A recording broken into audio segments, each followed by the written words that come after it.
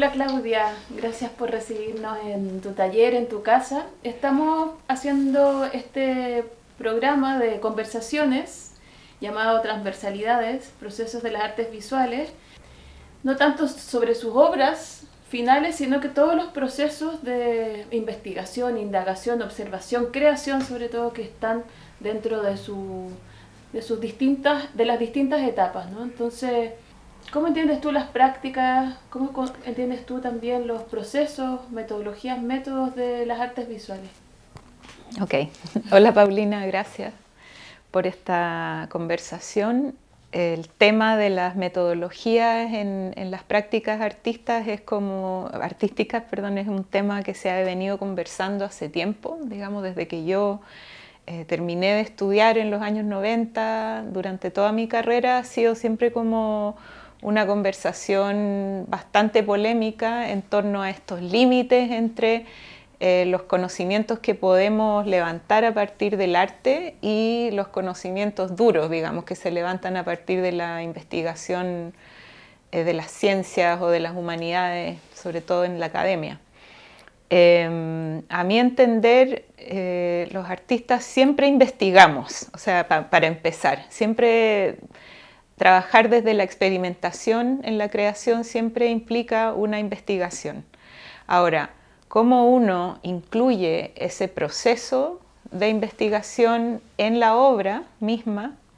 ¿Cómo se circula, cómo se discute, cómo expande eso la misma obra? Yo creo que ahí hay una diferencia. Porque yo puedo estar en mi taller experimentando con materiales, investigando materiales o investigando la imagen y luego producir una obra que es un objeto o que es una obra cerrada en donde esa investigación no aparece evidente, digamos. Pero la forma en que yo trabajo, yo realizo proyectos que son más de largo aliento y dentro de esos proyectos voy aproximándome a la obra desde una práctica que toma metodologías de otras disciplinas. Yo desde un inicio de mi trabajo comencé a dialogar mucho con la antropología, también con el trabajo de archivo de los museos. Y eso tenía que ver también con cómo yo me ganaba la vida cuando empecé a trabajar al salir de la universidad. Entonces yo tenía una práctica de arte que tenía más que ver con la observación, el performance, la fotografía, pero luego eso empezó a permear mi práctica. Entonces lo que yo hacía como para sobrevivir, digamos, empezó a mezclarse, trabajar en museos, trabajar con proyectos de antropología, trabajar haciendo etnografía para gente que trabaja en las humanidades. Y eso me pareció muy interesante porque abordaba la imagen y el video, que era el medio que yo más he usado, desde otro lugar.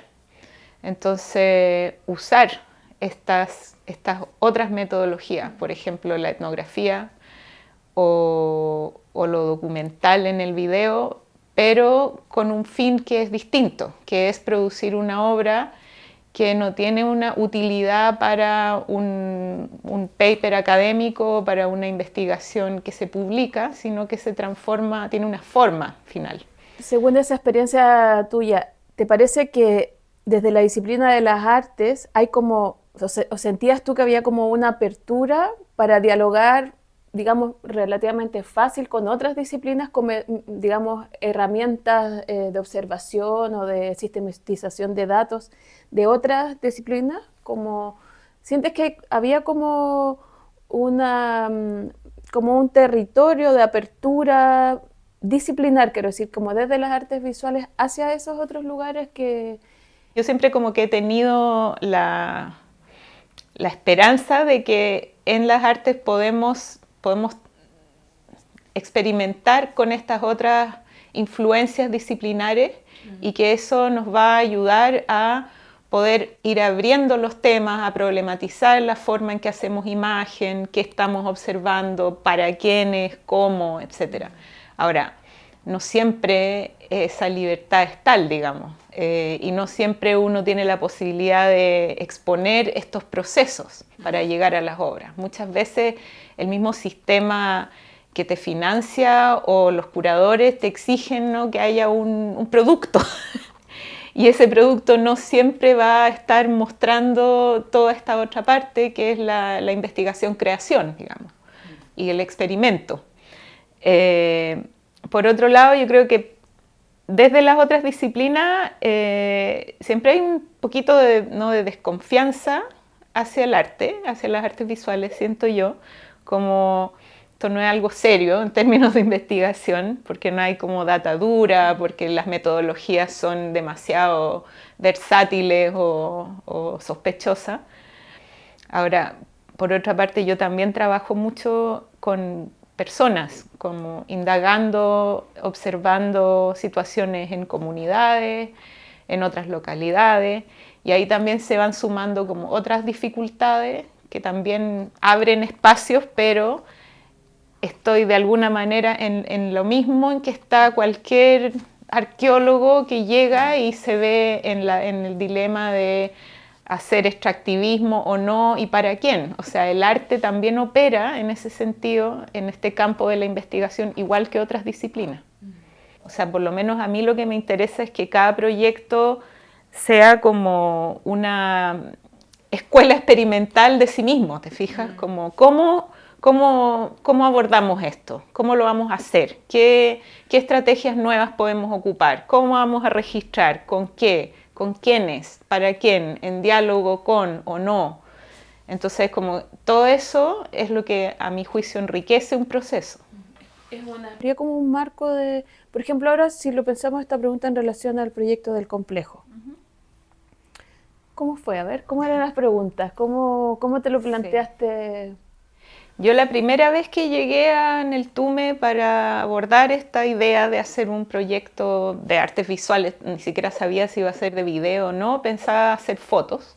Y llegué al bosque a tratar de documentar lo que todavía podemos ver sobre la guerrilla de Neltume del 81, que era como una pregunta muy romántica, pero al mismo tiempo muy concreta, porque todavía podemos ver algunos restos de los enfrentamientos y por otro lado todo está muy solapado y el bosque orgánicamente ha ido creciendo y cubriendo, así como el sistema legal, la sociedad, las comunidades han ido tapando y cubriendo porque es un tema muy complicado, muy conflictivo en ese tiempo todavía, hace 15 años atrás más. Pero empezaron a pasar cosas, entonces empecé a conocer gente, excombatientes, exmiristas, gente que había estado involucrada, personas de la comunidad que estaban a cargo del museo comunitario, que estaban haciendo una especie de arqueología en el bosque con los familiares de la gente que había muerto ahí. Entonces eso empezó a cambiar el proyecto y lo único que yo hice en el fondo fue empezar a tomar nota de todo lo que pasaba y ver cómo me iba a ir cambiando la dirección. Vamos a ir a conocer a esta persona que nos muestra estos objetos o que nos cuenta esta historia, hay que hacerse cargo de eso. No puedo seguir ciegamente con mi programa de voy a ir a sacar fotos. Entonces pasaron cosas y pasaron años, digamos, pero también apareció una persona con un archivo que me dijo tiene que mostrar este archivo. Testimonios que me parecieron que tenían que estar. Entonces, todas esas conexiones, todo el eje como patrimonial que tenía este problema de vamos a conservar o no conservar esta memoria, cómo se conserva, a través de la institucionalidad o solamente es algo de memoria oral que vamos a dejar que pase simplemente lo que tenga que pasar con el tiempo. Entonces como que todas estas preguntas fueron afectando el proyecto y terminaron construyéndolo como un proyecto de video en donde había muchas colaboraciones con otras personas, también con arqueólogos, con distintas disciplinas, digamos. Y bueno, fueron bastantes años y en algún minuto yo hice un corte, digamos, pero podría haber seguido creciendo eternamente porque estas historias no están solucionadas. ¿Podrías a lo mejor contarnos cuáles eran las preguntas iniciales para hacer este proyecto de parte tuya? ¿Por qué? Porque tú dijiste, había arqueólogas, antropólogas, qué sé yo. Ahí se puede también abordar desde la investigación histórica, la investigación, toda la línea, ¿no es cierto?, de memoria histórica. Pero ¿cómo llega esta experiencia? ¿Cómo llegan las artes visuales ahí como a intersectar con esta experiencia histórica? ¿Cuál era tu...? O sea, mi pregunta era, ¿qué es lo que vemos? ¿Qué imagen tenemos hoy? ¿Qué imagen, incidencia de la luz en la película, digamos, existe hoy día de esta masacre y de este episodio traumático? O sea, ¿cómo se representa hoy ese trauma? No en la documentación, o te fijas, sino qué es lo que hoy día podemos ver. Y eso, bueno, me pasó algo muy paradójico, que es que yo fui con una cámara de medio formato, tomé fotos en el bosque, recorrí, conocí gente, y cuando volví a Santiago estaba la mitad del material velado, porque la cámara tenía una pieza suelta. Entonces fue como, ok, tengo que volver. Pero ya el año siguiente cuando volví con video porque había mucha gente que quería hablar. Y ahí me encontré con las personas que estaban operando este museo comunitario y entonces me interesé por la dimensión objetual, la cultura material. Entonces ahí las preguntas empezaron a cambiar, obviamente. Claro, ¿qué es lo que hoy día podemos ver? ¿Qué es lo que se está desenterrando? ¿Hay que desenterrar o no estos objetos? ¿Y para qué? ¿Te fijas?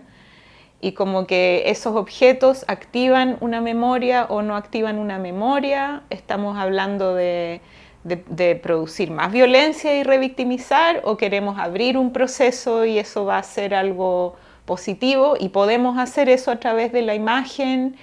Y entonces a mí me pareció súper importante que hubiera un registro de todo este como diálogo y al mismo tiempo un registro de estos objetos. ¿Y qué pasa con el paisaje? Este paisaje del bosque manejado que después quedó ahí, pero que también es un paisaje del trauma que esconde debajo todas las violencias ejercidas en dictadura en esa región. Entonces, ¿cómo el paisaje que vemos hoy puede contarnos esta historia? Sin duda no podemos prescindir de lo testimonial, pero por otro lado hay documentos y archivos que fueron falseados, hubo montajes por parte de la prensa y el gobierno, entonces empezaron a ver como varias líneas narrativas que se estaban contradiciendo. Y entonces también estaba el paisaje y el bosque. Y ahí con eso yo empecé a armar como el proyecto ya más pensando en cómo interpela la memoria a la historia oficial, que quizá es algo que podríamos haber puesto como hipótesis de un inicio, ¿te fijas? Pero para llegar a eso yo tuve que primero entender quiénes eran las distintas personas, memorias, historias que estaban operando. Eso es un proceso como de investigación y creación largo. ¿De cuántos años? Como desde el 2011 hasta el 2017, por ahí. Claro, 5 años. 5 años. Y en esos 5 años ahí van variando las preguntas, van variando también las como herramientas que vas utilizando, ¿no? Como... Claro. De hecho, eso también definió la forma de la obra finalmente, que es una instalación que tiene 2 canales de video. O sea, no es una película monocanal, claro, porque no hay una sola narrativa.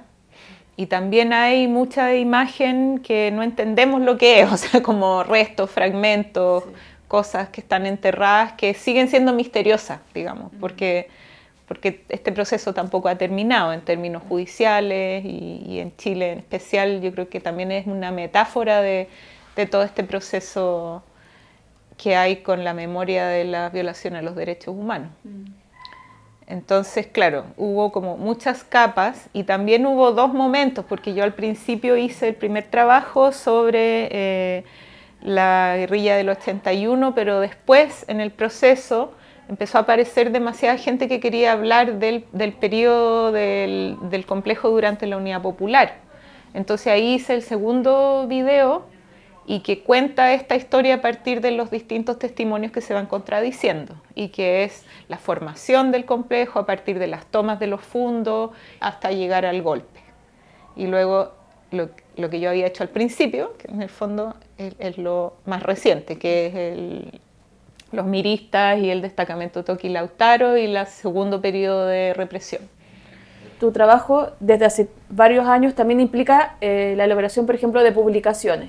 Y aquí me quería ir, digamos, con ese ejemplo a otro proyecto para también la fábrica, para ir como, claro, como preguntándote sobre si las publicaciones que tú haces son, ¿cuál es el objetivo en el sentido de que querrían, por ejemplo, dar más información, porque siempre hay, digamos, están tus obras, entonces las publicaciones quieren dar un poco más de información del proceso de trabajo o es pensado como un informe de resultados, ¿no? O de proceso. Eso, ¿cómo entiendes tú tus publicaciones pensando justo en ejemplificándolo con la fábrica? Porque además el subtítulo es Trazado de una investigación. Sí.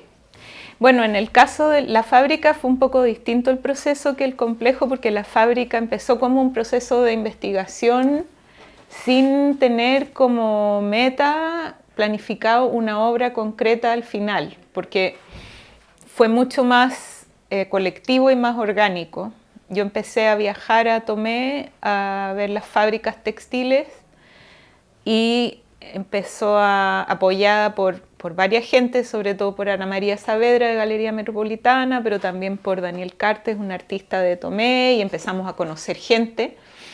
Y la publicación esta se hizo después de un año de trabajo de investigación que consistió más que nada en registro, entrevistas, encuentros, conversaciones, revisión de materiales, de archivos que la misma gente tenía en sus casas en relación a la historia de las fábricas textiles locales, y realizamos a fin de ese proceso una exposición comunitaria, no con una obra mía, sino que una exposición con objetos y documentos que la gente trajo y lo armamos como exposición.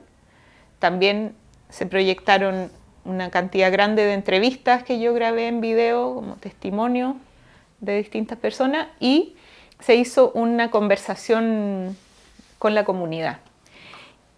Y todo eso quedó registrado en la publicación. Entonces la publicación como que resume el proceso de investigación.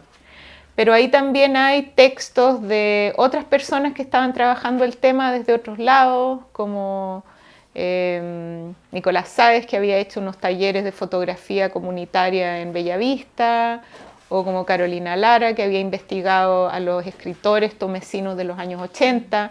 Entonces como que la idea de esta publicación era poner en un mismo lugar nuestro recorrido, los testimonios que yo había obtenido, mis reflexiones, también las reflexiones que ocurrieron en este encuentro con la comunidad, estos diálogos, y los puntos de vista de otras investigaciones que no eran parte del proyecto, pero que yo invité a interpelarnos en el fondo. Entonces ahí como que se pone en cuestión el proyecto mismo, antes de seguir hacia qué voy a hacer con esto. Entonces era como una forma de, o sea, lo puedo decir así como súper egoístamente, para aprender a manejar estas grandes cantidades de diálogos, información y materiales que comienzan a salir una vez que uno empieza un proyecto de investigación artística.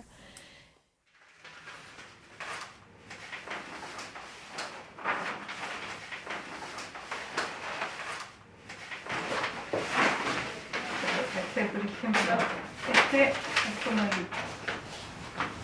el plano de Tomé. La fábrica, el gimnasio de la fábrica, el sindicato, la otra fábrica, las poblaciones de los trabajadores. Y estos textos son los textos de la voz en off, que es lo que pasa como en cada lugar. Y estos son todos los lugares donde recorrimos y hicimos testimonios de personas. Entonces como que para organizar el video, que había mucho material que yo grabé de los distintos edificios, era más que nada como arquitectura, para poder armar la historia lo fui vinculando como los testimonios a los lugares y al mismo recorrido que habíamos hecho. Yo no trabajo con un guión, pero sí hago un mapeo de la película, y en este caso está vinculado a los lugares que filmé: la fábrica, el gimnasio, el sindicato, el club de fútbol, las otras fábricas, las poblaciones de trabajadores, el liceo industrial. Entonces todos los recorridos que hicimos recopilando testimonios están asociados a arquitecturas y a estos textos, que son los textos que surgieron para la voz en off. Entonces finalmente este mapeo es como el guión de la película, es como el resultado más condensado de la investigación, porque también son los lugares donde más se condensan las memorias en el fondo. El cine de la fábrica Fiat que cerró el 79 en plena dictadura y fue intervenida por los militares,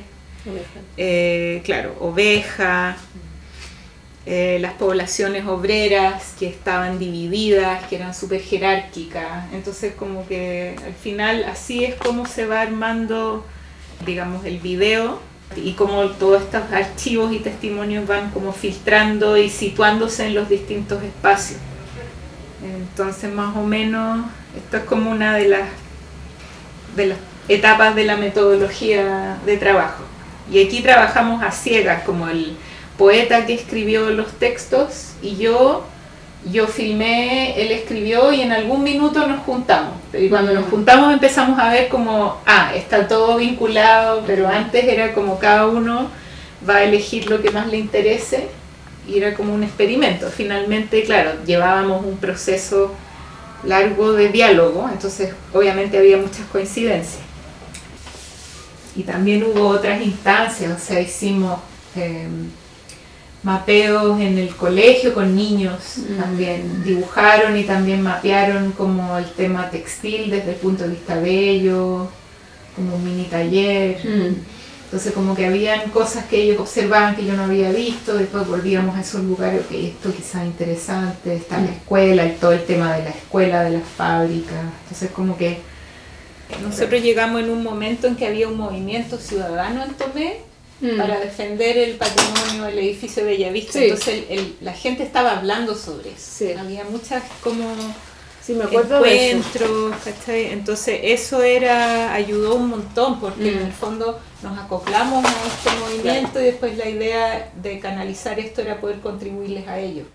Estos dos proyectos, tú tienes muchos más proyectos, pero el complejo, la fábrica, implica, y un proyecto que estás haciendo, ¿no es cierto?, ahora en el norte, en el que estás trabajando, implica no solo entrevistas, sino que conversaciones. Quería hablar como un poco de ese momento de las conversaciones. Entonces, ¿hay algo que te parece que viene desde un ámbito disciplinar, que propicia un tipo de conversación que no necesariamente está en otras áreas, por ejemplo, de la psicología social o de otros lados? ¿Te parece que hay una manera en que tú como artista te vinculas con las personas? Bueno, justamente en el caso de la fábrica es súper, es más evidente, porque el caso del complejo, la comunidad siempre pensaba que yo estaba haciendo un documental. Era muy difícil explicar o como tener la instancia de decir, esto no es un documental, esto es un proyecto de arte y va a ir cambiando y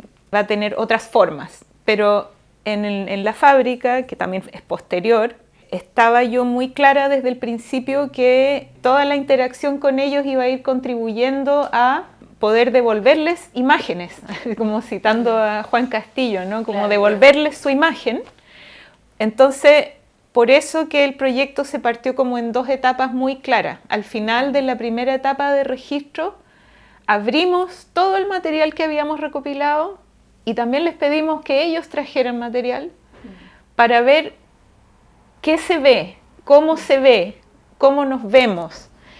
¿Me fija? Entonces, no era como yo manteniendo una mirada autoral sobre este tema, sino como todo el rato dialogando y devolviéndoles su propia imagen para que ellos me dijeran, no, pero no es así. O sea, si yo voy, porque es muy tentador ir a Tomé, a las ruinas de las fábricas que son preciosas, pero que también son miserables y son dolorosas, ¿te fijas? Entonces, ¿qué pasa cuando la comunidad, tú le dices lo que yo quiero mostrar de ustedes es esta ruina? O en el caso del Proyecto del Norte es la basura. Ese diálogo yo encuentro que es muy importante y esa es una manera, yo creo que es diferente, porque antropólogo quizás llega con algo más estructurado y tienes preguntas y claro, vas y observas y escuchas, pero finalmente quieres probar una tesis. Y en este caso es más abierta la pregunta, es cómo podemos mostrar esta situación y cómo quieren verse ellos también, qué es lo que me quieren mostrar. Entonces fue muy interesante porque, claro, había ahí una cosa doble todo el tiempo en la fábrica, una nostalgia del pasado, pero también una crítica al paternalismo de las fábricas y también una mirada al presente como sin futuro, porque ya no existe la industria, pero por otro lado existimos, estamos aquí, estamos haciendo cosas, queremos... Entonces, ¿cómo quieren proyectarse?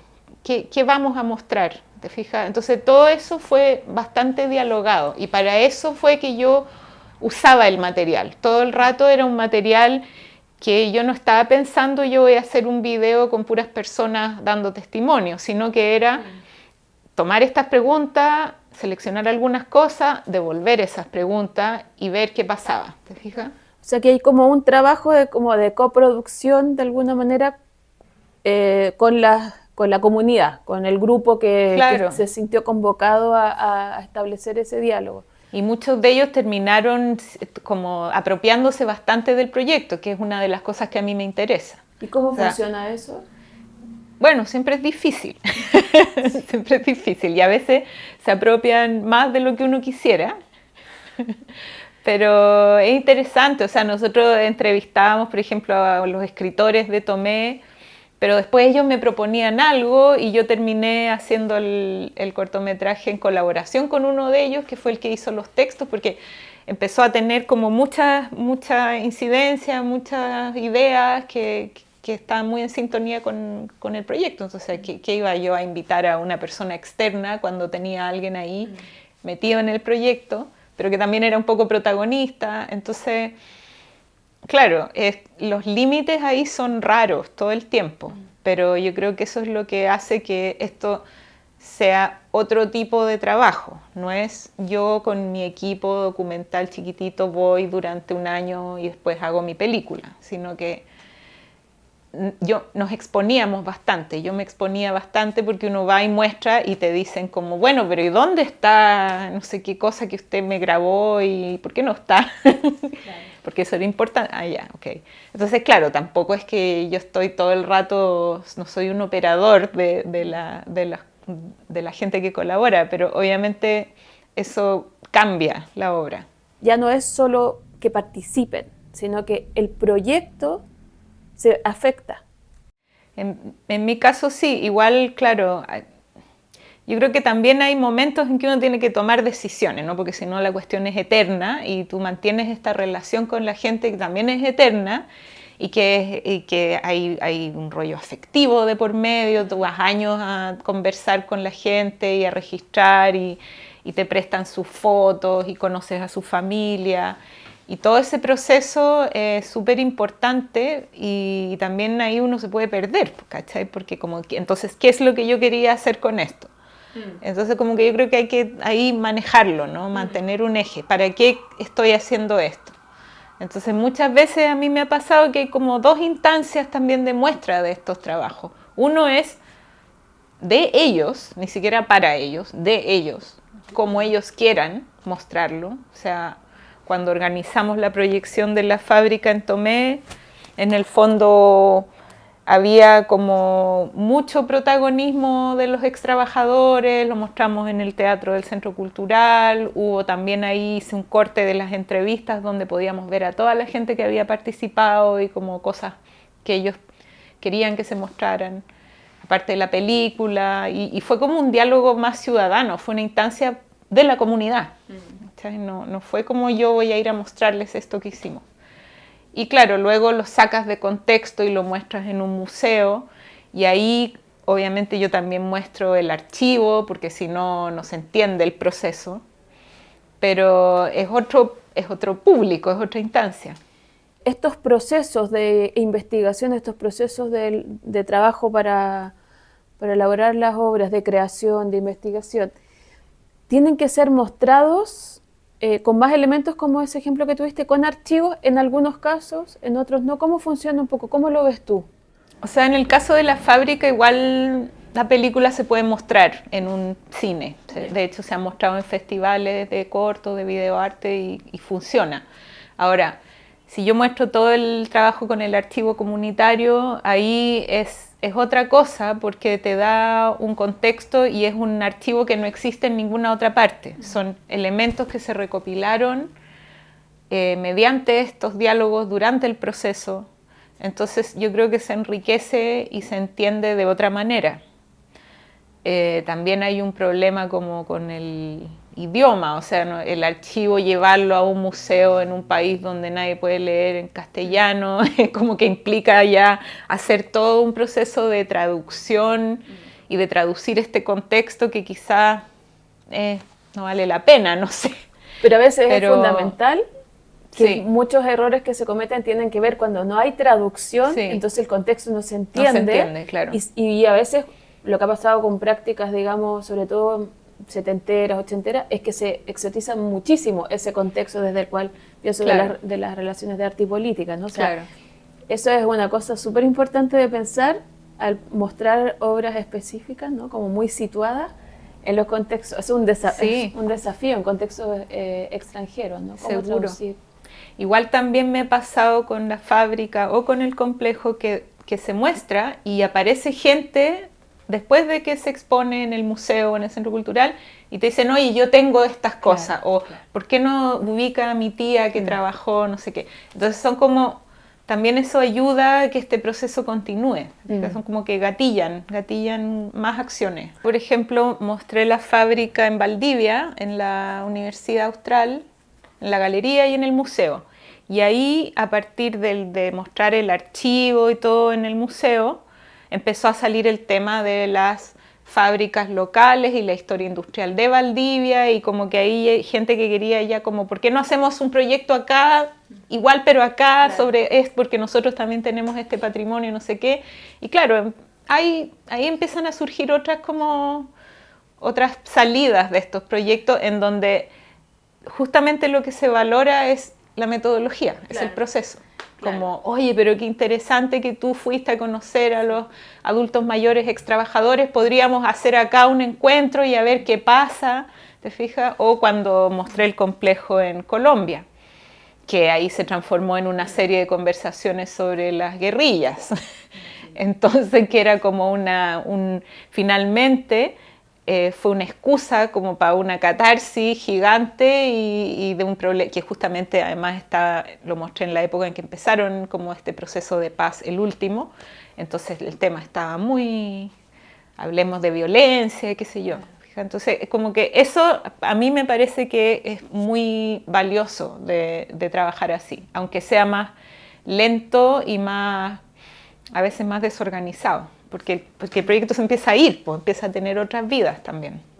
Entonces, ¿te parece que esas como multimetodologías que ocupas, multiprocedimientos, permite conectar con distintas personas en el sentido de que hay una reunión con un grupo, hay una forma de registro, hay una manera de componer un archivo, hay específica, ¿sí?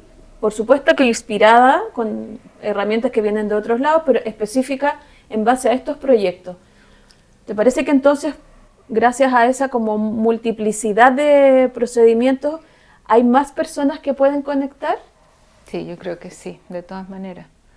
Porque, o sea, no sé, pues, el tema del archivo y toda la gente interesada en los documentos y cómo los documentos cuentan una historia. ¿Te fijas? Eso ya es todo un tema. O sea, yo he ido a mostrar el proyecto de la fábrica o a hablar de él y de repente en un contexto la gente solo se interesa por hablar de archivos comunitarios, claro. Y en otras partes lo textil o la historia de las fábricas y la dictadura, ¿te fijas? Entonces como que tienen muchas salidas y yo creo que el hecho de ponerle imagen y de ponerle objetualidad a esto en una exposición, yo creo que también abre esas opciones, porque no es una charla que yo doy, sino que igual hay una experiencia ahí con la obra.